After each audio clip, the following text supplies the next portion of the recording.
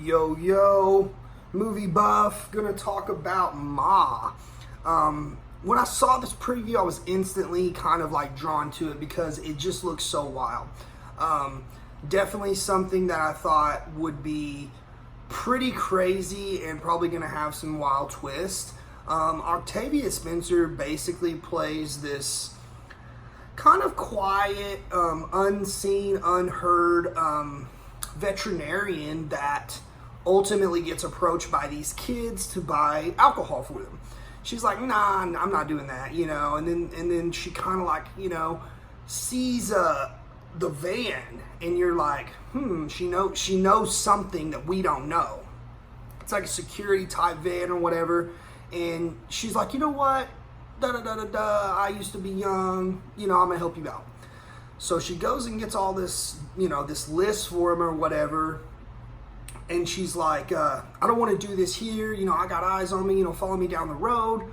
And they're like following her and they're like, where is she taking us, And she basically pulls up in her house and she's like, hey, I don't know if you guys, want it, but I have like this cellar area that I don't really use, and I'd be much, happier if you guys were off the streets, not drinking and driving. And I know you guys are good. You can just drink here. You can kind of party here.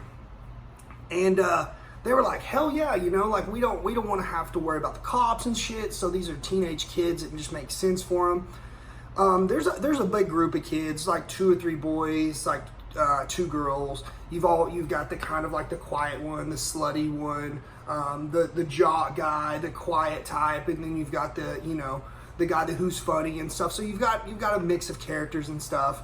Your average teenage angst kind of stuff, and they're having fun or whatever. And then she's like, I've got just a couple rules. Don't go upstairs. That's my area. It's messy. I haven't been able to clean. And then I think she just says, don't drink and drive. I got to know you're good before you leave. So they're like, hell yeah, And this kind of becomes a drinking spot for these kids. And the word gets out and people start coming and it's like a party.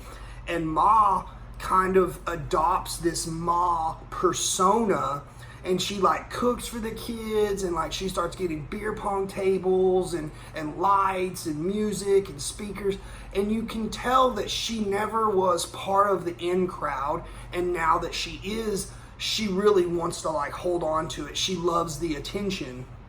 And it's all positive because all these kids love her because she's hooking them up with, tons of alcohol. And, it's basically free now. She's buying them drinks and she's going above and beyond to make these kids, come out.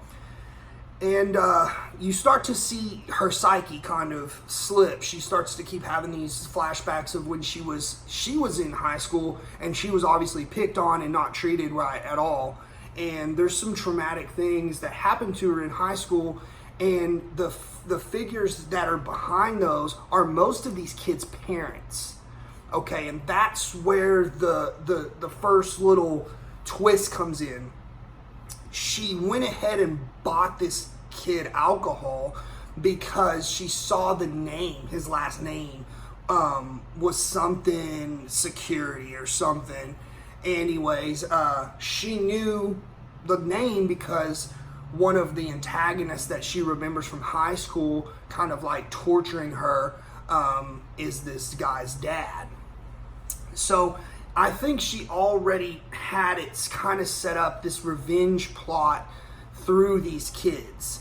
But it definitely was, and she definitely was enjoying being the life of the party for a little while.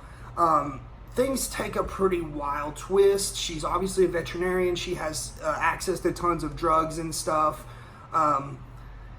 They stop remembering things, and, they kind of get to the point where they're a little freaked out. They're like, hey, I'm missing my ring. She's like, I'm missing my earrings. Things start going up missing. They can't really remember everything. They wake up in bed. They're all skint up. They don't really know. They're like, I'm kind of freaked out. Let's not go over there anymore, just like anybody normally would. And Ma kind of like loses it. She's like, the stage 5 cleaner, you know, she's just like, where are you guys at? You know, did I make you mad? You know, like just ding, ding, ding, hundreds of messages to these kids that are in school. I mean, she even goes as far as to go up to their school and like approach them like, hey, I got a keg, like who wants to drink tonight? And it's like a school night, and they're like, nah, you know, we're good, you know, like you're getting fucking creepy. So she kind of starts to go off the deep end because she's losing that fame that she started to crave so much, and she doesn't know how to deal with it. She goes as far as to go and contact these kids' parents, and that's kind of where it goes off the rails. You know, she gets to the point where the maliciousness and the hatefulness and all of the revenge that she's wanted to express starts coming out in devious actions towards these parents through the kids, and you know, any way she can, basically. I mean, there's this one point where, you know, she just fucking runs over this bitch, like this bitch is just jogging and she just fucking flattens her, and she's, you know, has no remorse. I mean, is like, you know, what a cunt or whatever. I mean, just, you're just like, okay, this bitch is snapped, you know. Obviously, she hates her job. She hates her life. You find out she has a whole secret that she hasn't told anybody, and it just is mind-blowing, and it kind of is a turning point in the movie. I won't spoil that, but it definitely, you don't know, you don't even know what to think when you find out. You're just like, okay, like, what the fuck? Anyways, it kind of comes to a culmination, and you see some of the graphic stuff in the you know, the theatrical trailer and stuff. She's like painted the face of one black kid because, you know, she only wants to be the only black person in the little clique, and you know, obviously this is a small town, so you know, she feels like she has to be the one. She sews this one girl's lips up. I mean, a lot of this stuff is already in the previews and stuff, but it's more graphic in detail in the movie. And there's some pretty disturbing shit that goes on, you know, with all these characters and their parents and stuff. And like I said, I won't spoil everything, but it's definitely a twisty, turny kind of thriller movie. So if you're, you know, one that likes that kind of stuff, I definitely think you'll dig it. You know, it was definitely decent. I had a good time with it.